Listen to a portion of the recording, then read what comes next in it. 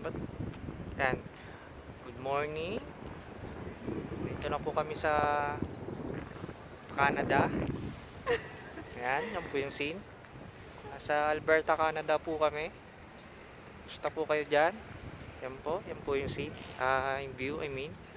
Yan. Yan po yung kasama namin. Ayan. Siblings. Yan po yung view. Yan. Yan. Kung makita nyo, yan. Kasama ko si Baby Lynn. Gawa ko. Yan. Uy ka naman. Yan.